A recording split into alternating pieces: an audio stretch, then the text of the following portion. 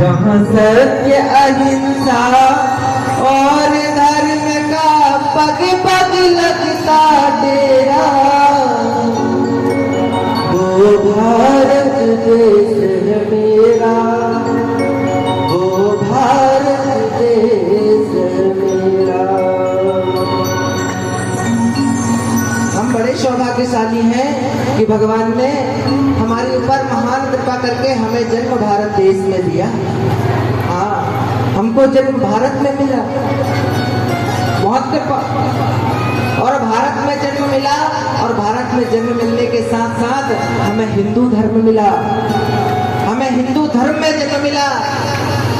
हम सनातन धर्म को मानने वाले हैं, हम सनातन धर्म को पूजने वाले हैं, हम राधा कृष्ण को पूजने वाले हैं, हम राम कृष्ण को पूजने वाले हैं। हाँ, हम भगवान को मानने वाले। भगवान की कितनी कृपा। और भगवान का जन्म कहाँ होता है? इसी भारत देश में। भगवान राम का जन्म कहाँ हुआ? अयोध्या में, हमारे भारत देश में भगवान का जन्म हुआ। भगवान कृष्ण का जन्म कहाँ हुआ? मथुरा में, हमारे इसी देश में भगवान कृष्ण का जन्म हुआ। और हमारा जन्म भी कहाँ हुआ? इसी भारत देश में, जहाँ भगवान ने अवतार लिया। तो हम कितने बड़े भाग्यवान हैं। हाँ, हम कितने बड़े भाग्यशाली हैं, बताओ। बहुत कृपा भगवान की। भगवान की कितनी कृपा कि हमें मानव देह मिला, और मानव देह भी मिला तो बिल्कुल स्वस्थ मिला। हमारी दोनों आंखें ठीक है, दोनों हाथ पैर ठीक है, हमारा शरीर स्वस्थ है। कितनी कृपा भगवान की। अरे उनसे पूछो जिनके पैर नहीं होते, अरे उनसे पूछो जिनके हाथ नहीं होते। हाँ, हमारे ऊपर भगवान की कितनी कृपा है। और हम भगवान के सामने हमेशा जाकर रोते रहते हैं। भगवान, हमारे जीवन में इतना संकट आ गया, भगवान हमारे जीवन में इतना कष्ट आ गया। हाँ, हमेशा रोते रहते हैं। अगर कोई काम बिगड़ जाए ना, तो हम भगवान को दोष देते हैं, ये सब भगवान की वजह से ही हुआ है। हाँ, अगर कोई हमारा काम बिगड़ जाए तो हम दोष किसको देते हैं? मैया, मैया किसको दोष देते हैं हम? भगवान को। हाँ, कि मेरा वो काम होने वाला था, लेकिन भगवान ने वो काम बिगाड़ दिया, हो नहीं पाया। और कोई जब अच्छा काम हो जाए तब भगवान को आके शाबाशी देते हो कि भगवान आपकी वजह से मेरा ये काम हो गया? देते हो? नहीं देते, कोई नहीं देता। हाँ, जब कोई अच्छा काम हो जाए तब भगवान की कोई याद नहीं करता, और जब कोई काम बिगड़ जाए ये सब भगवान की वजह से ही हुआ है। हाँ, वो नहीं चाहते थे कि हमारा काम हो, इसलिए बिगड़ गया। भगवान के ऊपर दोष लगाते हैं।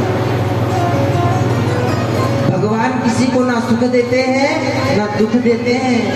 भक्तों, ध्यान रखना, सुख और दुख हमें अपने कर्म के अनुसार भोगने पड़ते हैं। जैसा आप कर्म करोगे वैसा आपको फल मिलेगा। अब बोया पेड़ बबूल का तो आम कहाँ से बोए? हाँ, अब कांटे वाले वृक्ष लगाओगे और मन में इच्छा करोगे इसमें से फल निकले तो फल निकलेगा, उसमें से तो कांटे निकलेंगे। हाँ, इसलिए कर्म ऐसा करना कि हमें उसकी सजा भोगनी ना पड़े। ध्यान रखना, जैसा आप कर्म करोगे वैसे ही आपको उसका दंड मिलेगा, उसकी सजा मिलेगी। अच्छे कार्य करोगे तो भगवान के धाम जाओगे, भगवान की कथा सुनोगे, भजन करोगे, सत्संग करोगे, कीर्तन करोगे तो भगवान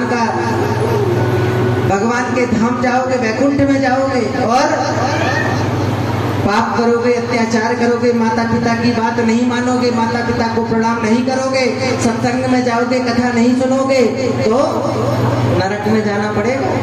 हाँ, नरक में हमारे दक्षिण दिशा में 28 प्रकार के नरक है। दक्षिण दिशा में 28 प्रकार के नरक बताए गए हैं शास्त्रों में। जो व्यक्ति जैसा कर्म करता है उसको वैसे ही नरक में जाना पड़ता है। हाँ, रौरव, महारौरव, कुंभीपाक, ऐसे ये नरकों के नाम हैं। ये सब नरक हैं। जो जैसा कर्म करता है वैसे ही उसको नरक प्राप्त होता है, उसको उसी प्रकार के नरक में जाना पड़ता है, उसी प्रकार की उसको सजा मिलती है। इसलिए जीवन में हमेशा प्रयास करना चाहिए कि हम कभी जीवों की हत्या ना करें। हम जब भोजन करें ना तो हमारे भोजन में बिल्कुल शुद्ध और सात्विक होना चाहिए, हमारा भोजन बिल्कुल शाकाहारी होना चाहिए। हाँ, और वही चीज घर में बनाए जिसका भोग भगवान को लगता हो, वही चीज घर में बनाना चाहिए। वो चीज कभी ना बनाए जिसका भोग भगवान को नहीं लगता। ध्यान रखना मेरी मैया, वो चीज कभी मत बनाना जिसका भोग भगवान को नहीं लगता हो। वही चीज बनाए जिसको मेरे प्रभु स्वीकार करते हैं, वही चीज घर में बनाना चाहिए। लेकिन आजकल के लोगों की बुद्धि भ्रष्ट हो गई है। उनको सात्विक भोजन में स्वाद नहीं आता, उनको दाल चावल में स्वाद नहीं आता। स्वाद किसमें आता है? मांस खाने में। हाँ, मांस खाने में उनको स्वाद आता है। लेकिन बहुत गलत है। बताओ, उस जीव को तुम कितना कष्ट दे रहे हो, उस जीव को तुम मार रहे हो और मार कर उसका भक्षण कर रहे हो, सेवन कर रहे हो। क्या होगा तुम्हारा? क्या तुम्हारा कल्याण होगा? क्या तुम्हें मुक्ति मिलेगी? हाँ, कभी जीवन में मुक्ति नहीं मिल सकती। तुम्हारा जो भोजन है ना, वो किसी की हाय लेकर नहीं होना चाहिए, किसी की हाय आपको ना लगे ऐसा भोजन करना चाहिए। जीव तड़पता है, चिल्लाता है जब आप उसको मारते। सोचो कि जब हम रोटी बनाते हैं ना, जब हम रोटी बनाते हैं तो हमारी उंगली कभी कभी तवे में जल जाती है, और जब जल जाती है तो कितनी पीड़ा होती है ना, उंगली में छाले पड़ जाते हैं। हाँ, जब जल जाती है तो उंगली में छाले पड़ जाते हैं, बहुत पीड़ा होती है। और हम उस जीव की गर्दन में तलवार चलाकर उसकी हत्या करते हैं, उसको कितनी पीड़ा होती नहीं होगी? हाँ, कितना कष्ट नहीं होता होगा, कितना दुख नहीं होता होगा। अपार दुख होता है, लेकिन बोल नहीं पाता। क्या करें? बोल नहीं सकता, अपार दुख हो रहा है। जो लोग ऐसा करते हैं ना, सत्य कहता हूं कि अंग लाश के खा जाए क्या फिर भी वो इंसान है, और पेट तुम्हारा मुर्दा घर है या कोई कब्रिस्तान है। हाँ, पेट तुम्हारा मुर्दा घर है या कोई कब्रिस्तान है। मरने के बाद जीव को कहाँ ले जाया जाता है? शमशान घाट में, कब्रिस्तान में ले जाया जाता है ना। ले जाते हैं कि नहीं? जोर से बोलो, ले जाते हैं ना। और हम उसी जीव को खाकर अपने पेट में स्थान दे रहे हैं, तो आपका पेट क्या हुआ? शमशान है आपका पेट। आपका पेट भी मुर्दा घर है जो हम जीव को खा रहे हैं। देखो, कुछ लोगों को हमारी बात कड़वी लगेगी। हाँ, कुछ लोगों को हमारी, जो इसका सेवन करते हैं, उनको हमारी बात कड़वी लगेगी, लेकिन कड़वी औषधि ही दवाई का काम करती है मेरी माँ। ध्यान रखना, आज आपको मेरी बात जरूर कड़वी लग रही है, लेकिन आज आपने इस बात को जीवन में धारण कर लिया ना, तो आपका जीवन सफल हो जाएगा, आप धन्य हो जाओगी और नरक में जाने से बच जाओगी। हाँ, अभी तक जाने अनजाने में जो भी किया सो किया, छोड़ दो। लेकिन अब आपने कथा सुन ली, अब आपको जानकारी हो गई। आज के बाद प्रयास करना कि कभी हमारे हाथों किसी जीव की हत्या ना हो।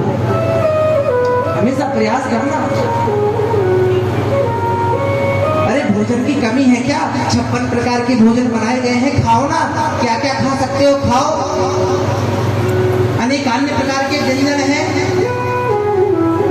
इसको खाओ, भगवान का भोग लगाओ, इसका सेवन करो।